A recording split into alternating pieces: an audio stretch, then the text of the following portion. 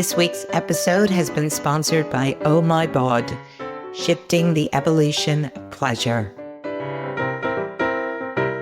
Hi, this is Suzanne, and you're listening to Sex Advice for Seniors. And I guess it was a couple of months ago, I was invited to an event, which was a preview event for a event coming up in October called Pause, which was about the menopause. And it was a preview event featuring panels of healthcare professionals talking mainly about menopausal issues and things that don't often get spoken about when it comes to women and sexual health predominantly. I was completely inspired during this day because, firstly, I very rarely meet anybody in the UK who's tackling some of these very challenging issues around our intimate health.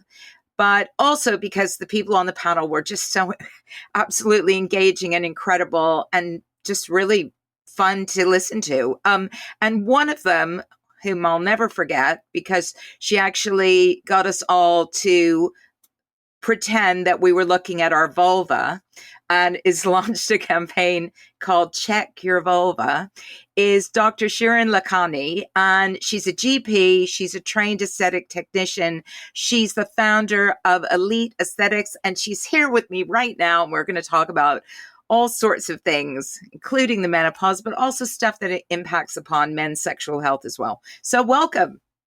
Thank you for having me, Suzanne. Oh, I'm just so delighted that you could come on the show. So what really led you into this area of looking at our sexual health, both men and women? What was it? I think one of the reasons I got so heavily involved in it is because it's not very well looked after on the National Health Service. Women more than men, in fact. So if you look at men's sexual health, there's multiple options available on the National Health Service for erectile dysfunction. Whereas if a woman came in with any sort of sexual dysfunction, there wasn't anything to offer. And when I asked my colleagues for advice on what we could offer these patients, particularly when I was doing my training, the responses were things like, ask her to relax more, have a glass of wine before sex, or have psychosexual counselling. And to me, that was just, oh my God, what century are we living in? So that sparked a real interest in me, particularly in women's health, but also when I got involved in learning the different treatments available, etc. I was just fascinated about how much there was that we could do for both genders. Yeah, I always say that to people. I say the issue is that most of these challenges that we face with regard to having pleasure during sex, being able to, to just experience all the wonders of sex are solvable, but nobody gets told. And especially when we get older, look, I mean, I'm here, like I said to you just before this, I think this is like 160 podcasts later, and I'm still learning stuff all the time. And what I'm learning from the people that I hear from is that they just don't get told anything from their doctors when they go and they say, I'm having really painful sex. It's like, well, you're 64 years old. What do you expect? Yeah, and I think that is one of the biggest myths I want to quash. Because just because you're older doesn't mean that sex is any less important or it should be any less pleasurable. We're sexual beings as humans, we're animals. So sex isn't just about reproduction. Having sexual intercourse releases all sorts of endorphins and starts off enzyme and hormone cascades. And it's actually really important for our well-being. And it's important for our relationships as well. Just because you're past a certain age doesn't mean you can't be intimate with your partner and have that closeness. Yeah, well, I know that you started this thing called Check Your Vulva, and my slogan is "Desire doesn't retire." Oh, that's a fantastic slogan. I love that. But the hashtag behind the Check Your Vulva campaign, so the Check Your Vulva is just one part of it, but it's hashtag Know You're Normal, because we're all different as individuals. We've all got different anatomy, we've got different physiology. So my key point that I want to get across to everyone from teenagers upwards is know what's normal for you, Mm. know what gives you pleasure sexually from an early age, and then you can explain it to someone else. A lot of the people I see with sexual dysfunction haven't ever explored themselves. So, how are they supposed to explain to a partner what they enjoy? Yeah, yeah.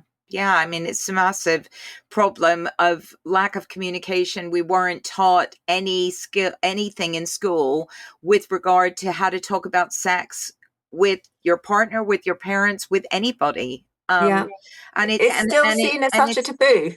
well, and I think a lot of people then it the repercussions of that is not just that we can't speak with our own partners, but also, as you've said, we can't speak with our doctor No. because we don't know the questions to ask. Like, what is your normal, right? Yeah, and conversely, a lot of doctors feel embarrassed communicating with their patients about it. And when you look at the statistics, particularly with things like genitourinary syndrome of menopause, only 7% of healthcare professionals actually ask about it Yeah.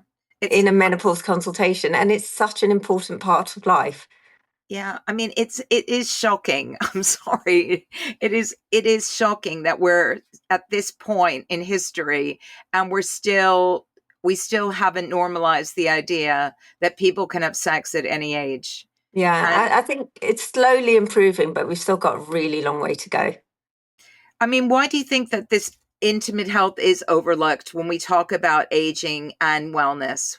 I think it stems from two factors. So, from a patient perspective, like you said, we aren't taught to talk about sex.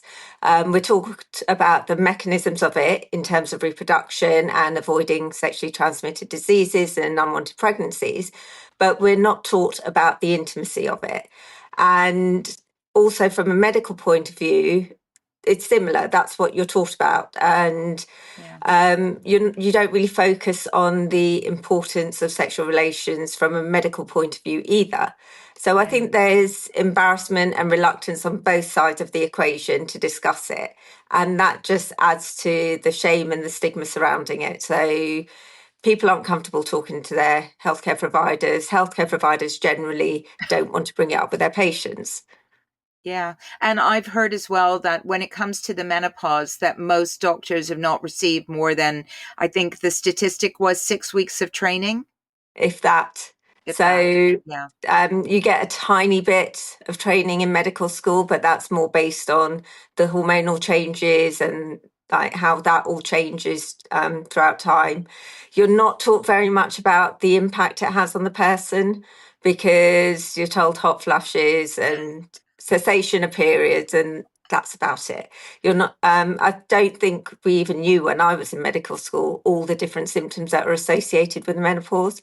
And I graduated at a time when the Women's Health Initiative and the Million Women Studies came out.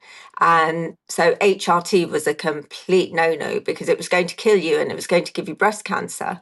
So an Wow. entire generation lost out on the benefits of hormone replacement, and an entire generation of medics didn't get the training on it. Yeah. And I know that one of the things that you specialize in is the O shot and the P shot to improve sexual function and intimacy, especially for older people who might be dealing with things like, the menopause or erectile dysfunction. Can you just explain? I don't know anything about the O shot. I know. Okay. You know a little bit about the P shot, but I not know the O about the shot. P shot, but I don't know about the O shot. But So they're very similar treatments. So the O shot is for women, the P shot is for men, but both of them involve the use of platelet rich plasma. So that's when we take blood from the patient, we spin it in a centrifuge, we yeah. separate. So we separate the red cells and the platelets and the plasma. And what you're injecting back into the patient is a concentrated solution of platelets. Okay. Okay. Now, platelets are what cause your body to heal when you have an injury. So, the easiest way to explain it is when you cut your arm and you bleed, and then you get a yellow goo forming at that injury site. Now, that yellow goo is effectively platelet-rich plasma. It's what's there when the platelets get activated. So the first thing they do is they stop you bleeding and a clot forms. And then the next thing that happens is that they attract stem cells into the area to regenerate the tissue. And these stem cells they basically adapt to the tissue they're in. So when you cut your arm, you don't grow an ear there, for example. But it's the same platelets all throughout your body that attract the certain stem cells to the area. So when you inject activated platelets into an area of the body, what you're essentially doing is saying, hello, I've been injured here, come and fix me. Right. Because the body is very good at ignoring long-term inflammation. Okay, so something that's been going on slowly for a long period of time gets ignored. But when you have an acute injury, the body goes into repair mode. So what you're doing is you're basically tricking the body into thinking you've had an injury there and then in that tissue. So it sends in all the repair mechanisms. And that's how PRP works. Okay, so when you inject into the penis, into the appropriate areas, you can get improvement in blood vessels, you get new nerve formation, you get collagen stimulation. Likewise, when you inject into the vagina and the clitoris in a woman, you get a similar regeneration. So it can help with sensitivity, it can help with lubrication. If you inject in the correct place, it can also support the bladder through the collagen stimulation so that it can improve stress incontinence as well. Oh, wow. And why would you use it as a woman, for example, and not as opposed to, say, taking testosterone? So testosterone works on libido. Oh, right. Okay. It does have an effect on the tissues as well locally, if you apply it locally. But the main reason for testosterone is to improve libido and sexual function. But that doesn't totally cover the physical aspects of the tissue changes that happen. You can also use localized estrogen as well. And that can help rebuild the tissues, but you don't get the same regenerative effects that you do from the PRP. A lot of the time I use them in conjunction. So if I see a woman with genitourinary syndrome of menopause and she's not on topical estrogen, I encourage her to go on it. If I see someone with no libido and they're not on testosterone, again, that's a discussion we have about starting hormones. One place where I do get resistance even to localized hormone replacement is in women who've had breast cancer, because their treatment gives them GSM, sometimes prematurely. And if it's hormone sensitive, even though localized estrogen has been shown to be safe in the vast majority of women, even with breast cancer, there is still a reluctance for them to take it. So the O shot can really help in that situation. So you could still, because a friend of mine has had this scenario, and I mentioned going on vaginal estrogen to her, and she's like, "Oh, I can't go on anything." As soon as she heard the word estrogen, she was basically like, "No, I can't do anything like that," because her fear of taking anything that had any estrogen in it, even though it's microscopic, was so overwhelming. So what you're saying is you could substitute the O shot for those women? Yeah, so those women do tend to come for the O shot, even though I try and tell them that local estrogen is safe. And the problem is that not every doctor has caught up with that. So I know when I first started telling women, actually, it doesn't matter if you've had breast cancer, local vaginal estrogen is safe in the vast majority. I'd get strung out saying, no, you can't. It says in the patient leaflet, this is going to give you breast cancer. Well, I mean, I'm sure that you've been following all the discussions going on in the States about this, because there's loads of discussions going on in the States about removing the black box warnings on vaginal estrogen, because it's putting so many women off taking something that is completely safe for them. And I mean, I'm not an expert, but obviously I speak to loads of people who are. So I'm very aware of all of the conversations that are going on around this. And it's a real problem, because if people see those black box warnings and they see this may cause and a very long list, I mean, look, one of my parents is a bit, is a bit like this. They read every single thing on the box for every medicine that they take. And even if it says that there's a microscopic chance of them, getting anything, Yeah. there's still fear around that. Yeah, So, absolutely. And that's human nature, isn't it? So, absolutely. yeah, I think removing that warning would go a long way into helping so many women. Yeah. But it is about patient choice as well. And even if you give them the information and they're not willing to take it, that is up to them. But there are Yeah. other options. So, PRP treatment is one of them. Radiofrequency microneedling is another treatment I do. The device is called Morpheus 8V. And we're getting great results for GSM and other vaginal conditions with that. And then there's other topical things they can use. So they can use non-hormonal lubricants and moisturizers, but Yeah. there's a lot more stuff coming out. So there are vaginal growth factors and things like that that are non-hormonal, that can improve the condition of the tissues. And actually, one of the treatments I did come across in the States that I brought to the UK is a topical carboxytherapy for that you can put inside the vagina and externally as well. And it's a gel that there's two gels. You mix them together, apply it to the tissue, and it releases carbon dioxide into the tissue. Yeah. So that improves the blood circulation in the area, and it can help dryness as well. Amazing. Amazing. And I'm assuming that the O shot is something that has to be administered by somebody like yourself, because I know with P shots, sometimes men can do it, can do these things on their own, can't they? I don't think anyone should be doing any of these treatments on their own. Okay. So the P shot involves taking blood Oh, the P and shot putting takes it in a blood. centrifuge. Yeah, so the P Oh, shot, okay. you have to take blood and you have to spin it in the centrifuge. So you need the correct equipment to do it, Oh, and right. you need Okay. the correct clinical environment to do it in. Otherwise, you risk contamination, bloodborne viruses, etc. Yeah. So my personal view is these should only be done by doctors in CQC registered clinics. So it's a medical procedure; it should be treated as such. And how Unfortunately, often do they do it? How often do you so have to do this? I was having this discussion earlier about PRP. Not all PRP is created equal.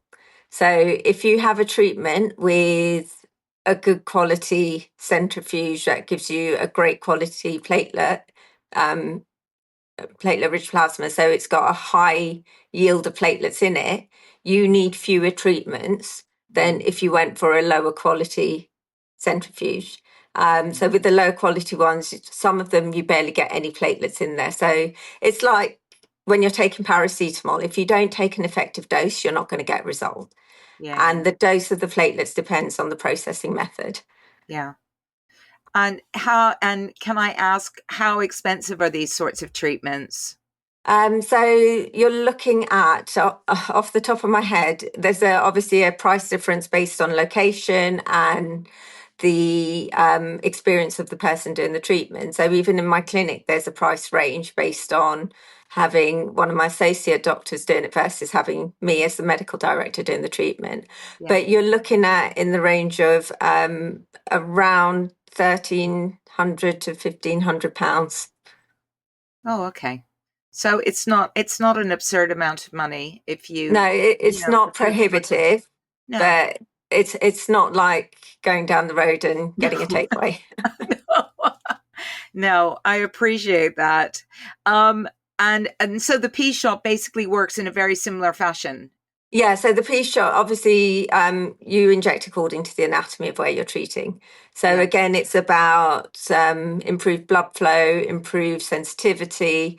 You can get an increase in size because of the increased collagen, but I tend to say if you get that, that's a beneficial side effect rather than the main reason to go for it.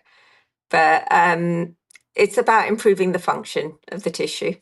Yeah, and we were talking about some of the treatments that you've done that involve men who have had some sort of prostate surgery, and as a result of that have had or struggling with erectile dysfunction, which is common, and Yeah. some of your success stories. Do you want to talk a bit more about that? Because I know people Yeah. would be Yeah. incredibly keen So, to I hear. mean, the thing with prostate surgery is I think it's better now because men get told to do their pelvic floor exercises before the operation, whereas in the past, you wouldn't even get told that Mm, because pelvic floor strength is important for men and women.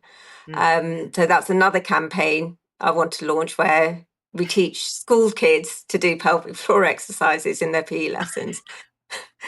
I've Is got so that much I want to do. is that But on the roadmap of campaigns? Is that yeah, let look, if you can get women to just like know they're normal and to check their vulva, I think that would be, for me, that would be a great accomplishment because, just veering off topic slightly, that was something I never, ever, ever did. Ever. yeah, And I remember probably the first time I looked down there, not knowing what it was meant to look like. And I think when you showed us that wall of vulvas at the event that we went to, that was probably one of the first times that anyone's ever seen en masse, a yeah, wall of them, and to realize just how different we all are, right? So yeah, if people could just recognize the fact that we are all very, very different, in the same way that when men go to the toilet and stand next to another guy in the urinals, they can look and go, oh, right, okay, bigger, yeah. smaller, fatter, thinner, they can see, right? This is mine, that's theirs. Whereas with women, we never, when did you ever look at your friend's vulva? Like, never, No, right? exactly. And the only time you would see it is on film or in adult magazines, Yeah, yeah, and they exactly. all But look the same. they all look the same. No, that's right.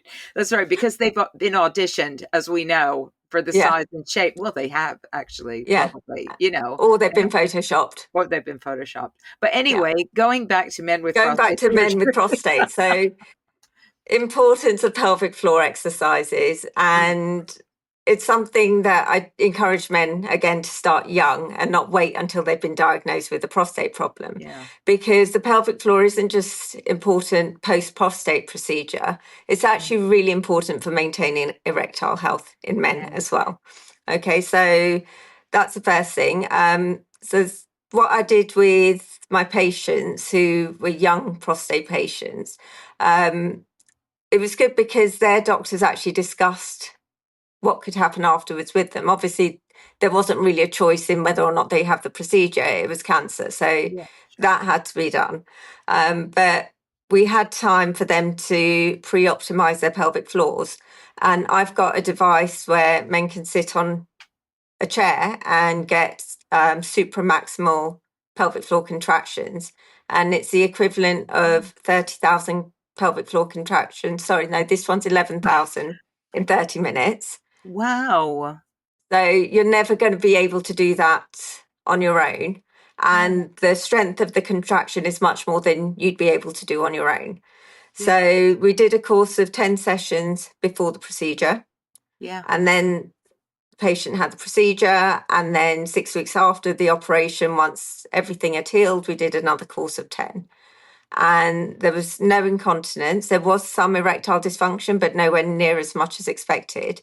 Yeah, And then you can go on and have treatments like the P shot to try and improve the function that's there. yeah. But in terms of preservation of function, it just shows how important it is to get that pelvic floor going. That's incredible. So is that machine a bit like a TENS machine, but for your pelvic um, floor? it's like an electromagnetic Yeah, chair. yeah. There are in the pipeline, there is more coming out for men. I'm actually going to an event in a couple of weeks where they're launching a new device for men's health. So Wow, once I've got the details of that, I can let you know. But wow. at the moment, what we've got is it's a chair that you sit on. There's a really strong magnet and it stimulates the pelvic floor.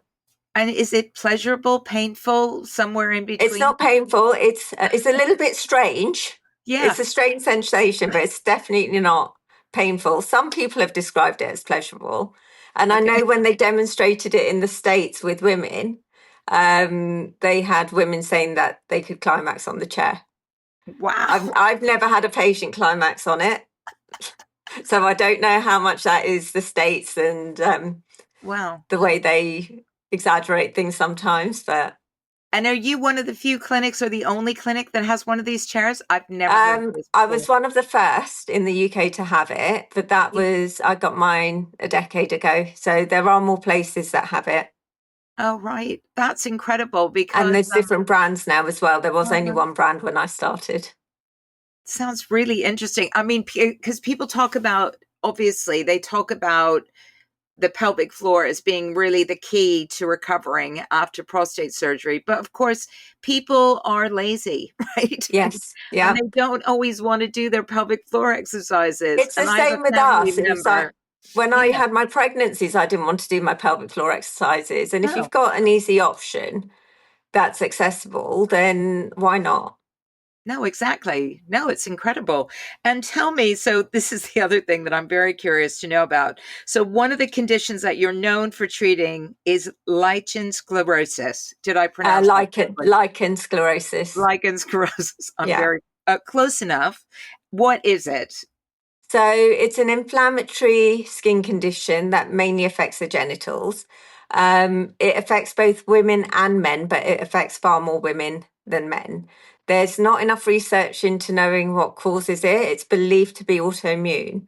It can happen at any age, but in women, the peaks of incidence tend to be before puberty or around menopause. So at the extremes of reproductive life, some women also find they get it after a pregnancy when their hormone levels dip. So I think there's a relationship between hormone levels and LS as well.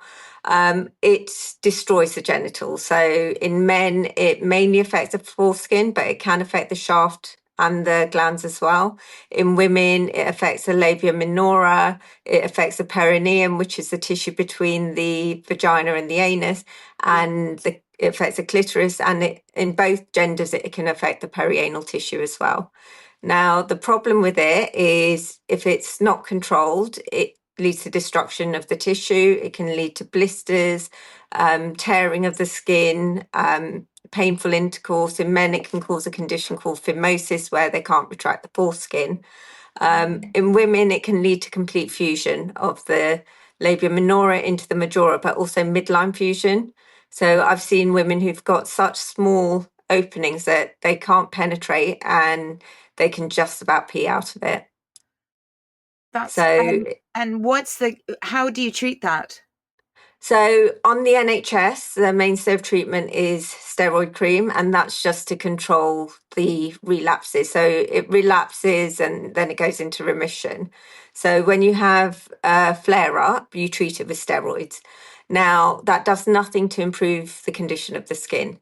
Yeah. So for women, I like them to be on vaginal estrogen as Yeah. well. So a localized estrogen cream that they can actually rub into all the areas that are affected, not Yeah. just put it in the vagina. And I find that improves the tissue quality.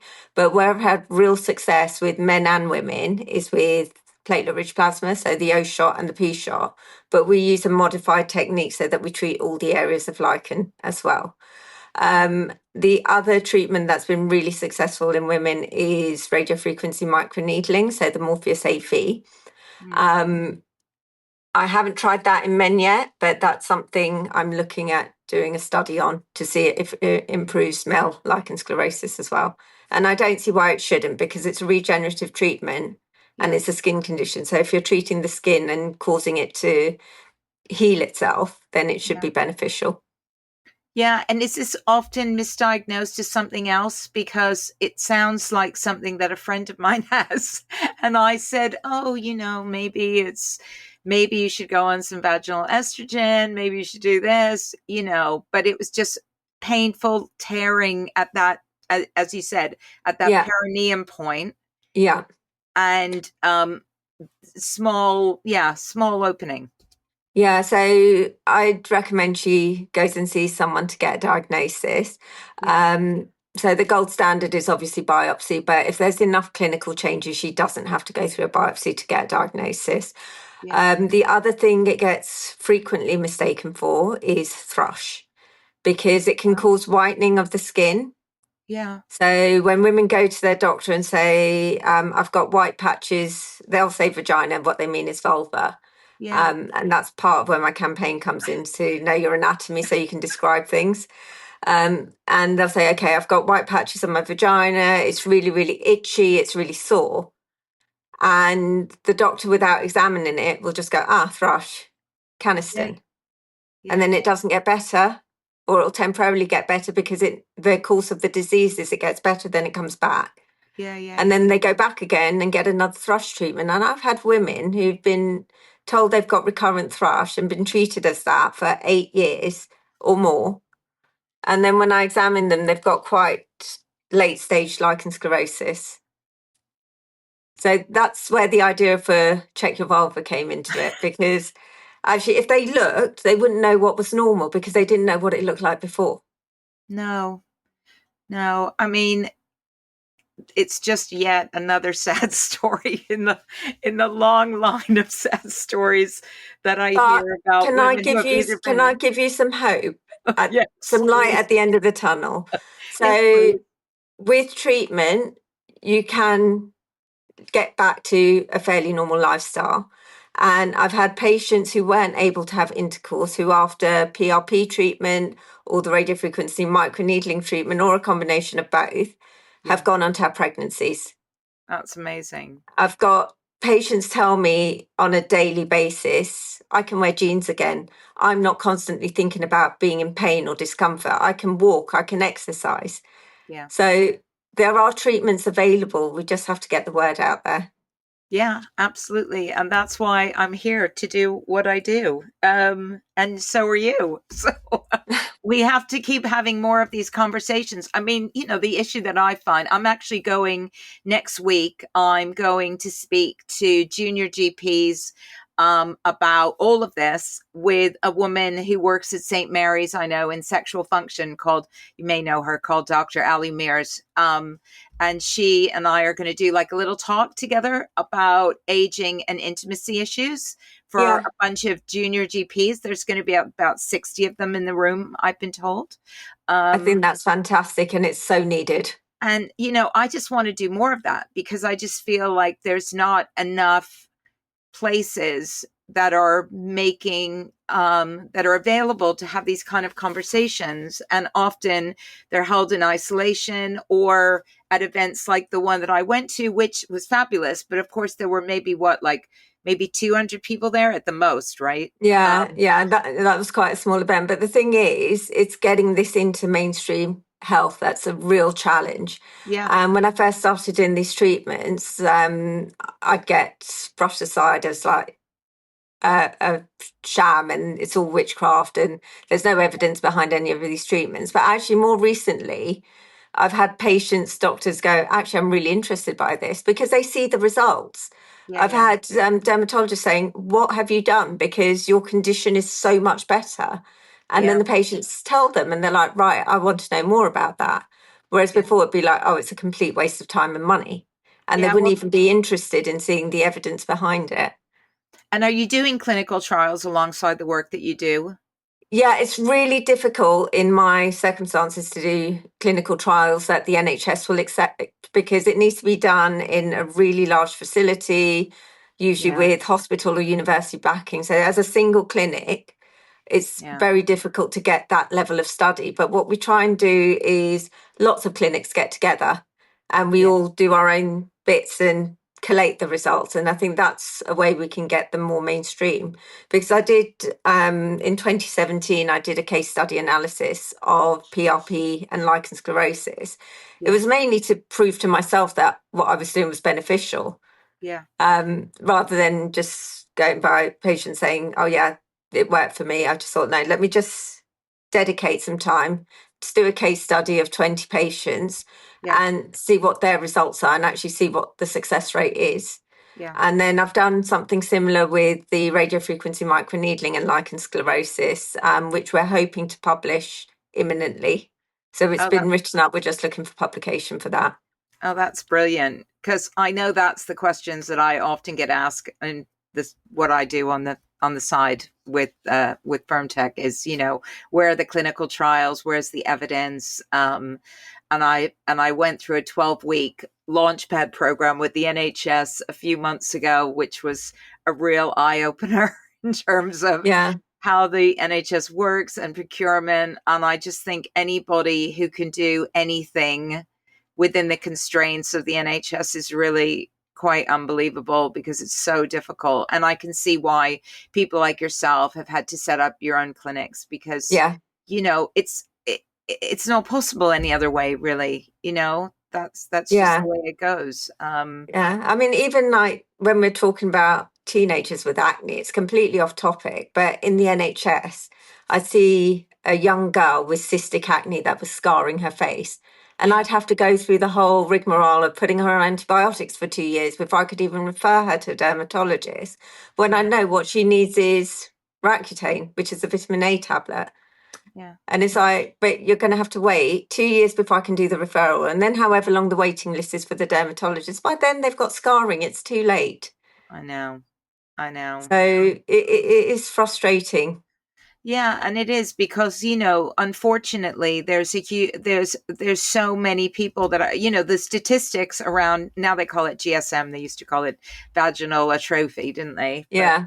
um, the statistics of women who have that are absurdly high. They're something like 50% of all women Yeah. over 50. I mean, it's a crazy number, and Yeah. yet we're still having these same conversations about these conditions, which are, some of them are quite easily treatable, as we talked about Well, earlier. exactly. So vaginal atrophy, GSM, affects at least 50% of Yeah, women. But the thing with that side of it is, whilst the other symptoms of menopause may improve with time as you go through the barrage of hormonal changes, once everything stabilizes, your hot flushes will go away. yeah, But the vaginal atrophy never goes away. It's yeah, chronic and progressive unless it's treated. yeah, But the yeah, treatment is so easy. yeah, yeah. No, I know, because I'm on all the stuff, so I'm good. I'm good to go. Anyway, it's been so lovely to talk to you. I could talk to you for another hour, I but think we're going to have to do this again because I don't think we've covered half of what I wanted to tell you. we'll do like part two. We'll do, Absolutely. I we'll, can tell we'll you about my supplements for ED in part 2. Oh, let's do that. Let's do that. We'll schedule in part 2, supplements for ED. I'd like that. Let's do that. Excellent. All right. Anyway, Dr. Shirin, it's been absolutely lovely to talk to you, and I've learned again so much, as I'm sure have my listeners. And have a lovely afternoon. Thank you. It's been my absolute pleasure, Suzanne. Thank you so much.